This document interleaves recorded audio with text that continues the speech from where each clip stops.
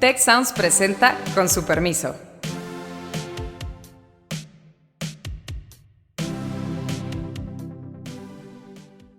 Con su permiso, soy Beata Boina y hoy vamos a hablar sobre la educación.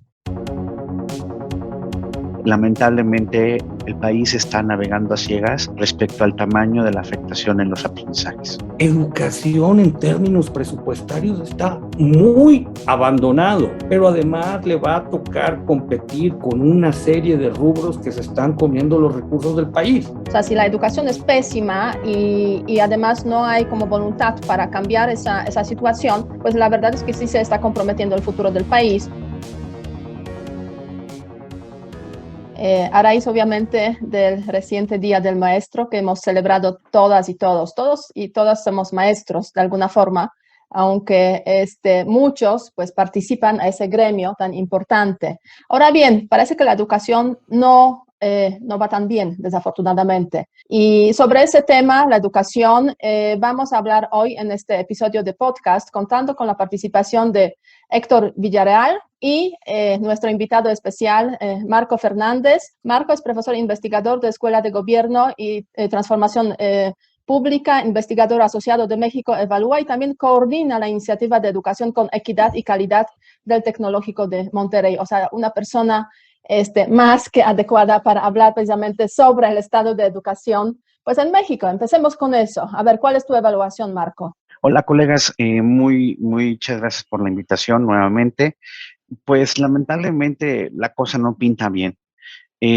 Antes de la pandemia, ya el sistema educativo mexicano tenía dos grandes problemas. Un problema mayoritario de la calidad de los aprendizajes que tienen sus estudiantes, una mayoría de chicas, chicos que no comprenden lo que leen, que no tienen los conocimientos matemáticos o de ciencia para la resolución de problemas. Y además había un problema serio de desigualdad de oportunidades educativas, en particular a partir de la media superior, en términos del acceso. Ya no todos los que empezaban en la primaria y la secundaria continuaban sus rutas en su formación de estudios. Vino la pandemia y estos problemas lamentablemente se han profundizado. Hay claramente un mayor problema de desigualdad de oportunidades educativas. Ha aumentado de manera importante el abandono escolar y la caída en la matrícula, solo para poner como una perspectiva a quien nos escucha. Hoy el país, respecto a 2018, cuando empezó el gobierno del presidente López Obrador, tiene 367,000 jóvenes menos en la media superior estudiando. Esto equivale a haber cerrado todos los planteles del CONALEP en el país. Y respecto a los aprendizajes, Héctor, Bea, no tenemos idea de cuánto han sido afectados, tenemos sospechas, pero el gobierno federal se ha negado a hacer una evaluación diagnóstica que dé cuenta de las afectaciones derivadas de la pandemia. Solo dos estados, el caso de Nuevo León y el caso de Guanajuato, han hecho sus propias evaluaciones diagnósticas. Con toda transparencia, nosotros ayudamos a Nuevo León y estamos ahorita ayudando a Querétaro para hacer su evaluación diagnóstica, en este caso de la media superior. Pero más allá de estas tres experiencias, lamentablemente el país está navegando a ciegas respecto al tamaño de la afectación en los aprendizajes. La ausencia de evaluaciones yo creo que es un problema gravísimo porque efectivamente, o sea, no sabemos, ¿no? A veces, si no queremos reconocer el problema, pues efectivamente mejor no evaluar, pero si queremos avanzar, pues sí, las evaluaciones son imprescindibles. Y Marco, ¿cuántos alumnos hay? O sea, en total, o sea, ¿de qué? Porque yo por ahí vi que 5 millones de alumnos de las primarias, no sé si son datos correctos o me quedé con algunos datos de algunos años, o sea, ¿de qué tamaño, digamos, de la población escolar estamos hablando? O sea, estamos hablando, el sistema educativo tiene cerca de 32 millones de estudiantes y tenemos dos cosas. Por un lado, un problema de abandono de la escuela, es decir, alumnos que estaban estudiando y que en algún momento del ciclo escolar los perdimos. Pero además tenemos un problema de caída de matrícula. Es alumnos que ya no se inscribieron para el siguiente ciclo escolar. Sí. Y a eso se le suma además un problema muy serio es del 8%, más o menos cerca de 250,000 alumnos que ya no transitaron de la secundaria a la media superior. Entonces, le sumas y ambos estoy seguro que pueden percibir el drama para la sociedad que esto significa detener a chicos que ya no van a regresar a la escuela. Porque Héctor no me va a dejar mentir. Ahí están los datos del INEGI. O sea, todos los economistas cuando empiezan a ver las diferencias, por ejemplo, de oportunidades laborales o de salarios, uno de los factores influyentes importante en nuestro país es los niveles educativos.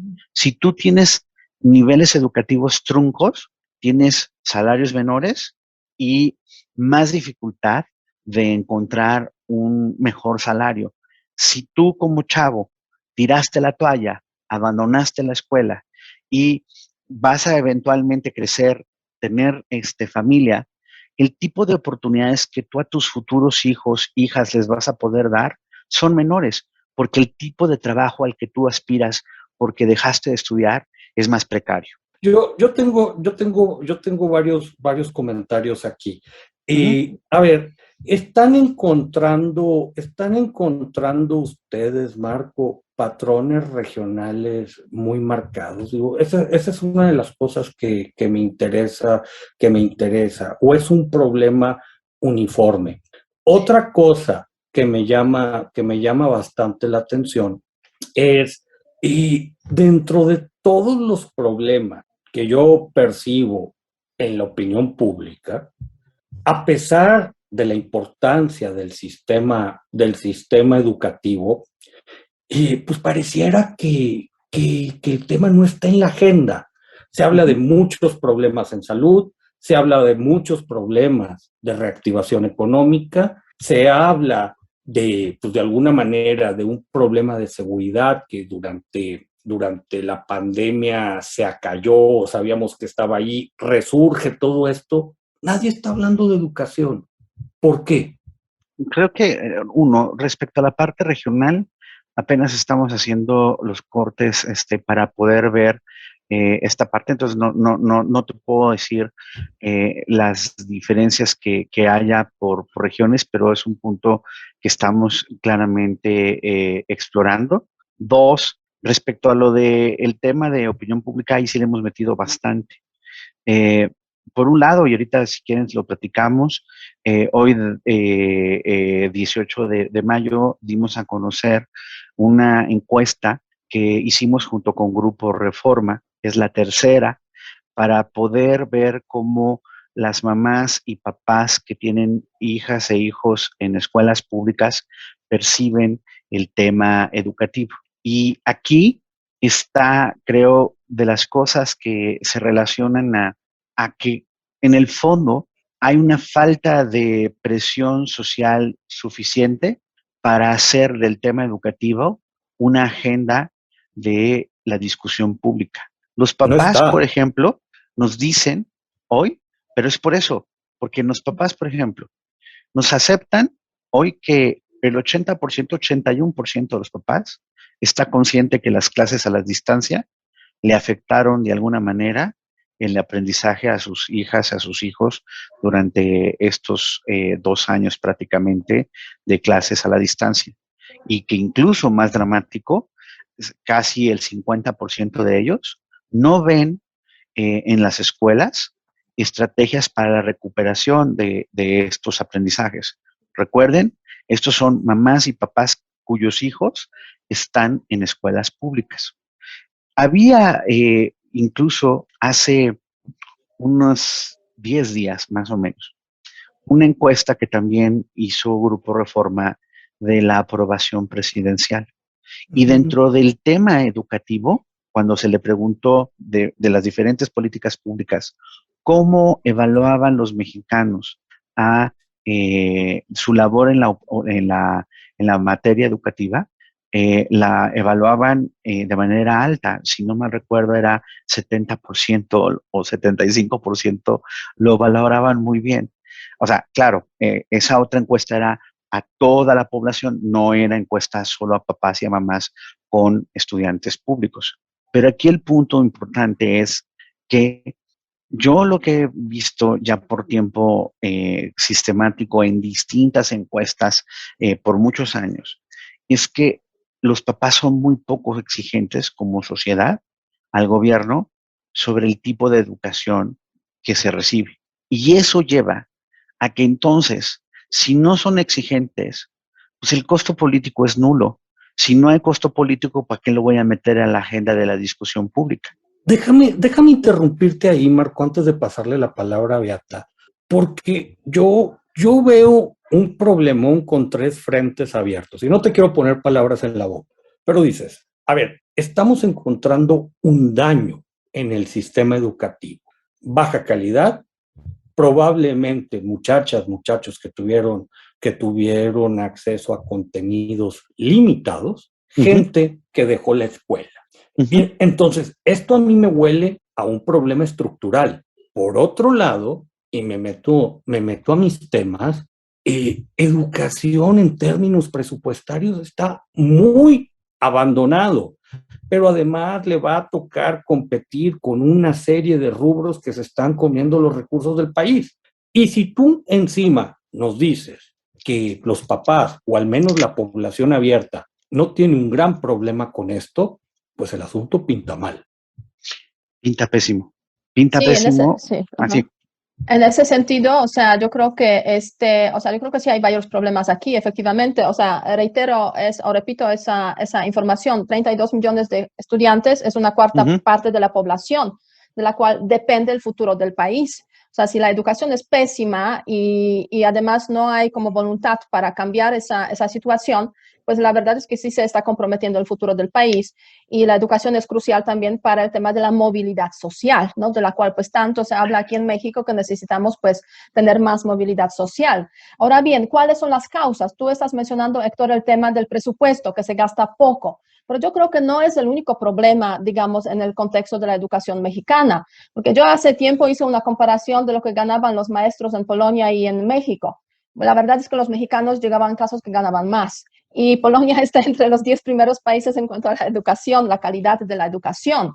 Entonces, hay también otros elementos. No cabe duda que el tema económico, lo que se gasta en la educación, es importante, pero me da la sensación de que hay otros factores, como por ejemplo los sistemas de evaluación, el tema de cómo están preparados los maestros, el tema de evaluaciones de los estudiantes, o sea, toda una infraestructura, todo un sistema, digamos, interconectado que hace que, y aquí voy a citar unos datos, que México se encuentra entre los países, los últimos países en cuanto a, por ejemplo, los exámenes PISA, que son esos famosos exámenes que evalúan pues la capacidad de los jóvenes de 15 años, si no me equivoco, para leer, para matemáticas y para ciencias. O sea, desde hace ya varios años, sucesivamente, México ocupa pues casi los últimos lugares. Los 5 más importantes, para tener ejemplos, son Estonia, Canadá, Finlandia, Irlanda y Corea del Sur, de los datos de 2018. O sea, ¿qué está fallando realmente aquí en México? Es que son varios puntos que tocas tú y que toca Héctor en su comentario. Por un lado, o sea, sí hay un problema de que México ha gastado mal. No solamente no gasta lo suficiente, sino que hay un problema serio de corrupción. Nosotros ya llevamos mucho tiempo analizando el tema específico del presupuesto educativo.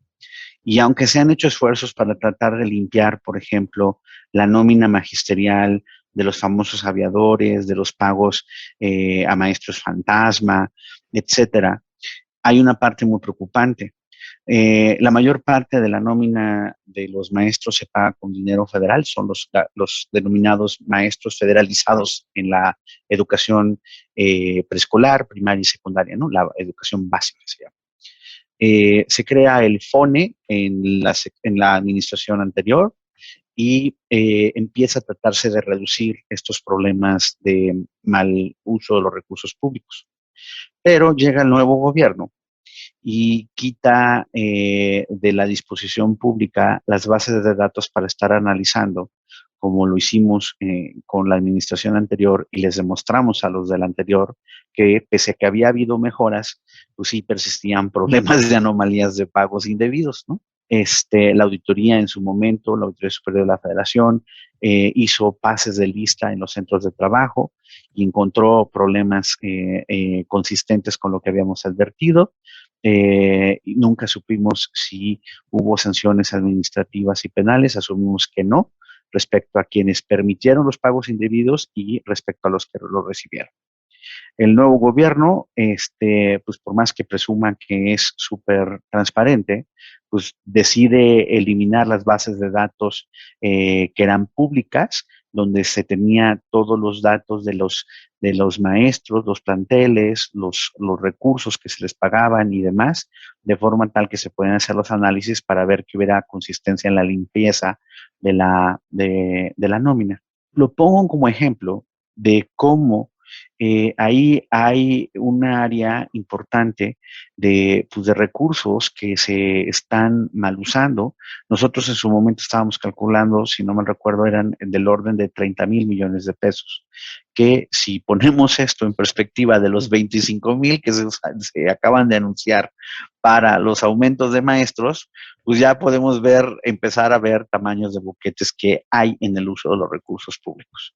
Además de problemas por ejemplo, por un lado, cuando se ha dado dinero para la capacitación, estoy pensando el sexenio del anterior, se capacitó a los maestros no de la mejor manera en la educación básica, con cursos que no representaban las herramientas que estaban para mejorar su desempeño en el aula. Ahora, este gobierno, pues mejor va y le recorta en el 89% los recursos a la formación.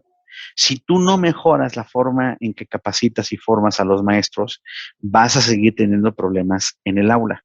Entonces, Marco, son algunos de los problemas que hay. Yo te quiero preguntar algo, porque mira, lamentablemente no nos queda tanto tiempo. Vemos un diagnóstico muy preocupante, pero a fin de cuentas el sistema educativo es complejísimo, más en un país del tamaño de México, más con una matrícula como la que describes.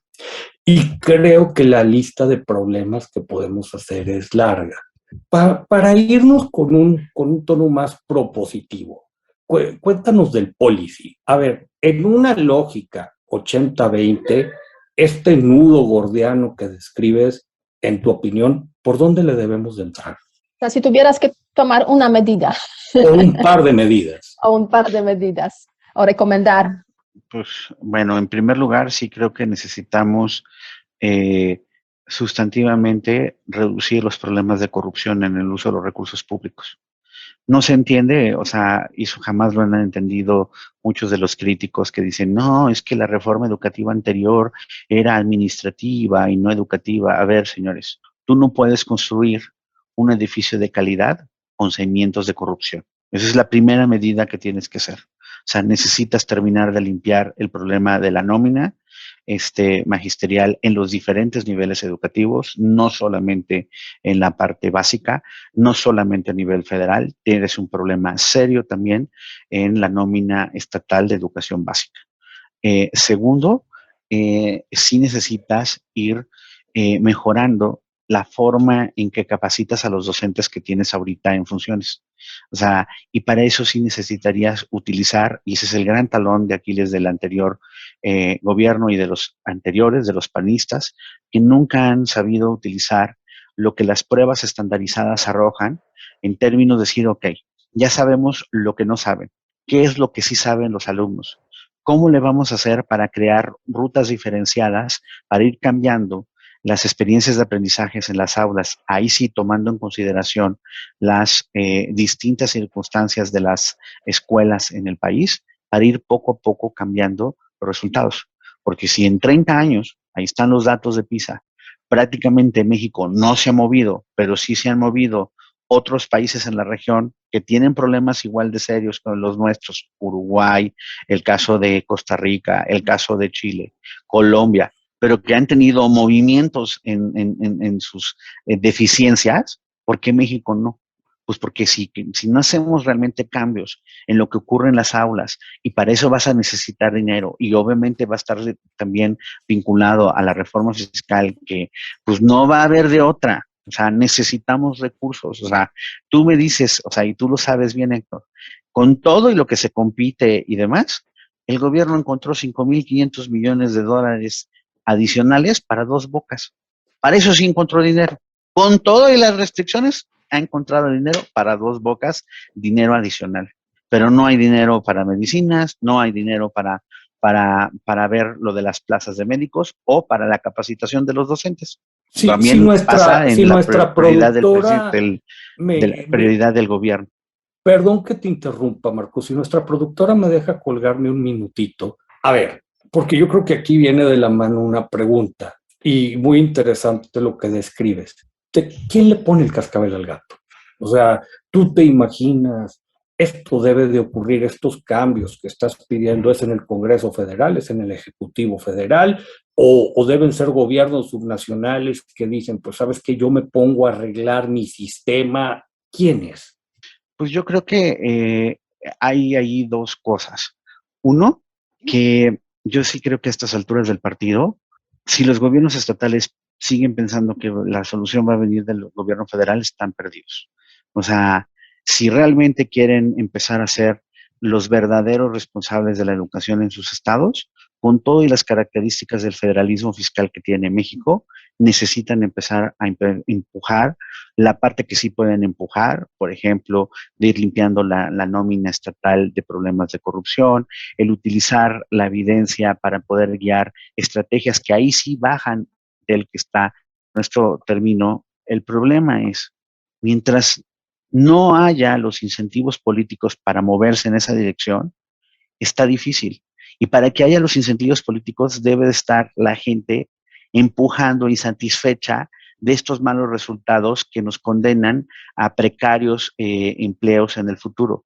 Pero yo, lamentablemente, lo que observo es gente resignada, perdón por lo políticamente incorrecto, una sociedad agachona, no exigente, que cree que la educación, en vez de ser su derecho, se lo dan de buena onda gratis, sin entender que es justo producto de sus impuestos y que tiene que ser una exigencia a los gobiernos en turno, sea del partido que sea.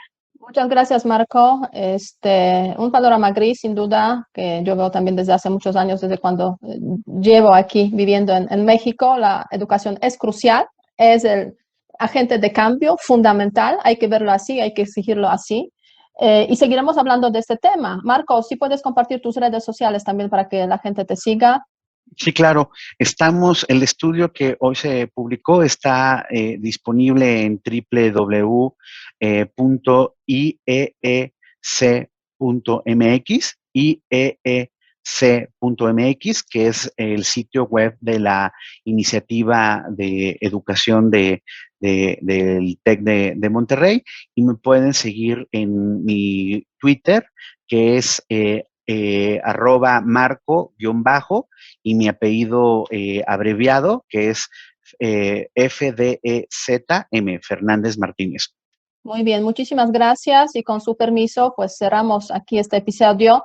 Seguro te vamos a contactar en brevedad porque el tema es más que importante y es el tema del que se habla poco. Entonces, si no hablamos nosotros, ¿quién va a hablar de eso? Hay que pues dar ese enfoque muy importante a la educación y a la transformación que se necesita en este sector. Así que con su permiso nos despedimos. Síganos en las redes @socialestech, escúchennos, comenten y pregunten, porque eso también contribuye al contenido de nuestro podcast. Muchas gracias y hasta la semana que viene. Si quieres conocer más sobre cómo cuidar tu salud, te invitamos a escuchar Hola de Salud. La prevención hoy es parte del tratamiento. El podcast en el que nuestros expertos te darán consejos para vivir de manera sana, equilibrada y feliz. Felicidad, ese sería un objetivo último. Escúchalo en Spotify, Apple Podcast y Google Podcast.